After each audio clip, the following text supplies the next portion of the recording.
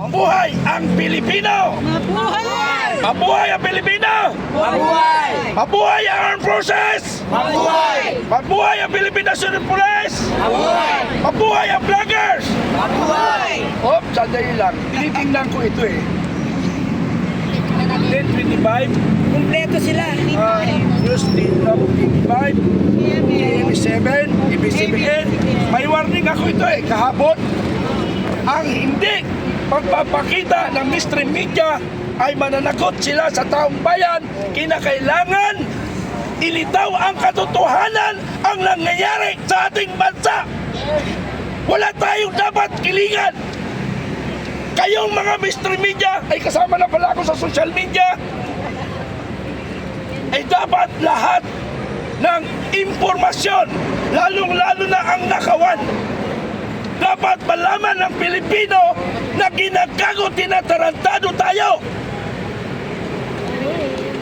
Ako, kami, mga general na nag-retard, nagpakahirap kami sa kabundukan, hinahanap namin ang kalaban ng tunay na kalaban ng taong bayan. Wala pala sa bundok. Nandito pala sa syudad, nasa kongreso, inubos nila ang kaban ng bayan. Hindi lang milyon, bilyon-bilyon ng pesos pa, trilyon pang pesos. Mga tarantado kayo. Ha? Binubuhis ko ang buhay ko para lang sa pagbabago ng sistema ng ating demokrasyang gobyernong Pilipinas. Binuhis namin ang aming buhay, mga sundalo, para sa aming inang bayan. Pero paano yung mga politician, ginagago tayo, tinatarantado tayo. Ang akala nila, ang mga Pilipino, mga tanga, mga bobo. Hindi nila alam, masakit sa aming damdamin. Lalo na ako sundalo, nagpapatrolya kami sa kabundukan. Nakikita namin ang ating mga kababayan, ang pagkain nila, isang saging at asin, dinuduldol na lang nila para lang makasurvive isang araw. Pero kung mga anak na politician, pag nag-order sa restaurant, 175,000, isang kainan lang, nagagawa pa sa bayaran. Hindi ba katarantaduhan yan? Ha? Hindi ba katarantaduhan yan? 20,000. Ha? Nagagawan pa, mayroon pa nga 700,000 plus. Ha? 759, o correction, kinurik ako. 759,000 sa isang kainan lang. Diba? Mali. Mali. Ha? Barya lang sa kanila yon. Sabi pa nga, ay barya lang. Dako. Kaya mga kababayan, hinihiling ko sa GMA7, ABS-CBN, Hindi yan si Kinover eh. Hindi ang nababasa ko lang GMA7 at saka ABS-CBN. Kinover no, napakay sa Hindi ko tambay. lang mga sir, magbibisita kami sa inyong opisina, GMA7 and ABS-CBN. Sana maging tunay kayong Pilipino. Tunay kayong Pilipino. Isang palakpak mo na mga kaibigan. Yes, isang kulay lang tayo. Kayo Isang lang kulay dito. lang tayo. Ba't nag-iwalay? Bakit kayo kumakampi sa magnanakaw? Ha? Alam nyo, yung September 21, ha? Pinag-aralan ko lahat yun. Marami nag-i-invite sa akin. Dito ka na sa 21. 3 grupo ang nag-invite sa akin sa September 21. Pinag-aralan ko doon, yung karamihan doon ay pro-corruption. Ha? Pro-corruption doon. May mga kabaro pa nga ako doon eh.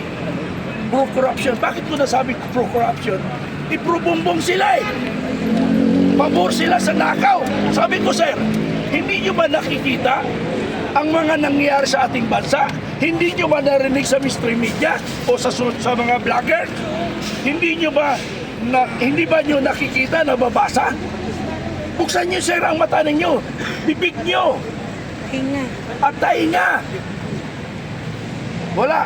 Pagsaradong utak kahit anong gawin mo. Kaya hindi ako sasama sa September 21. Kasi hindi naaabot sa 21 ito. Ang laban na ito. Buwis buhay natin gagawin, di ba? Tama hindi? Buwis buhay tayo, di ba? Tama. Ibigay natin para sa bayan. Tama. So mga kaibigan, nasabi ko naman ang katotohanan. ang Net25,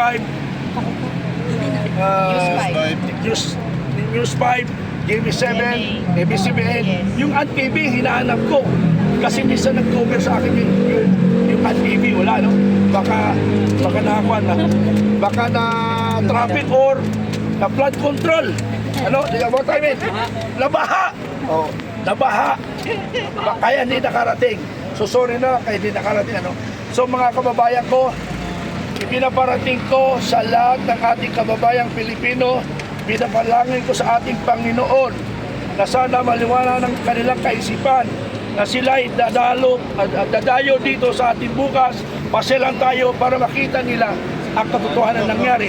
Kaming grupo na pinamunuan ni General Puques, ini-invite namin ang ating Pangulong Marcos, ang ating Vice President at lahat ng politician, lalo na si Senador Risa Hontiveros na aking kaibigan pa noon nung ako'y nakipagbakbakan sa mga kaibigan niya. Lagi niya ako tinatawagan, Major Mitran, bakit yung mga tao rito natatakot? Sabi ko sa kanya, ma'am, baka may kasalanan. Wala, mga babae dito. Eh ma'am, sabi ko sa sundalo ko, sa Bulacan ko, tinutukoy pa, ma'am, yung mga sundalo ko, pinapunta ko lang sa barangay. Ang sabihin nyo lang dahil lang doon, mga kababayan ko, narito ang inyong sundalo upang pangalagaan kayo. Tingnan ninyo kung ano ang may tutulong namin, tutulungan namin kayo. Then kung anong may tulong nyo sa amin, tulungan nyo rin kami. So yun lang ang pinahayag ko. Walang nakakatakot doon, di ba ma'am? Ang sagot niya sa akin, pwede bang invite din kita sa Congress? Ay okay ma'am yan, idol kita punta tayo ng Congress. Sir, pero ma'am sabi ko, may protocol kami, kailangan ipaalam mo sa commander. Ano ba? After 30 minutes, tinawagan ako. Oy, segundo! Sabi sa akin, segundo! Medyo minor ka lang. minor sa trabaho. Kasi alam mo ng trabaho ng sundalo, di ba? So, yun lang muna ang gusto kong panawagan sa lahat ng Pilipino, sa lahat ng aking mga kabarkada, kaibigan, dati kong kabasama sa sundalo, na retirado, at saka active. Ay, hindi pala active. Mali. Retired. Mga retired. Ano? Mga retired na kasama ko sundalo at kasama ko naging ang mga pulis na naging estudyante ko. Ang iba ay nag-general na naging estudyante ko. Ini-invite ko, pero yung retired lang. Hindi active kasi masama, bawal sa kanila. Pero kung ang boss nila nag-decision, hindi na bawal. So, dapat mag-decide si General Browder at saka si General Alsaltis ba? Okay. Nartates. Dapat mag-decide sila kung ano, sabayan ba sila para sa sambayan ng Pilipino. So yun lang po, gusto ko iparating sa lahat ng Pilipino na nakikinig ngayon. Bukas, magkita-kita tayo dito. Anumang oras, darating kayo dito. Kaharap ninyo ako. Dahil dito ako matutulog. Hoy, kasama ko na may sundalo dyan. Baka sundalo pa dati. Baka